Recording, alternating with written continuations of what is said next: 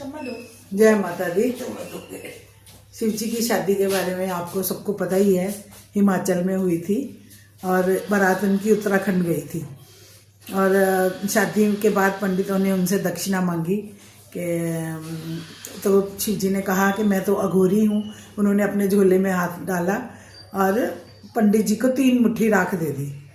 3 मुट्ठी राख लेके जब पंडित जी घर गए तो उन्होंने सोचा ये क्या दे दिया उन्होंने मुझे दक्षिणा में। तो उन्होंने तो बाद में गंगा में जाके उस राख को बहा दिया, गंगा जी में।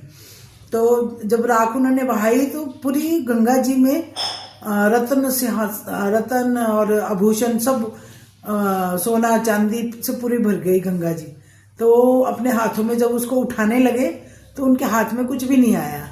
तो वो पछताने लगे कि ये मैंने क्या किया, कि उन्होंने मुझे इतना बड़ा खजाना दिया था और मैंने राख समझ के उसको गंगा जी में बहा दिया। तो आपको मालूम है वो 3 मुट्ठी राख में क्या था? पहली 1 मुट्ठी राख जो उन्होंने दी थी वो पूरा उत्तराखंड दिया था उनको दान में। और दूसरी मुट्ठी जो राख दी थी वो उन्होंने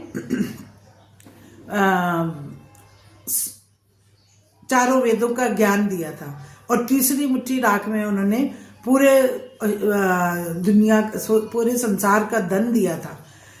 और पंडित जी को ये बात समझ ही नहीं आई, वो समझ ही नहीं पाए इस बात को। गंगा जी के राख में उन्होंने सब राख को बहा दिया। बाद में वो बहुत पछताए।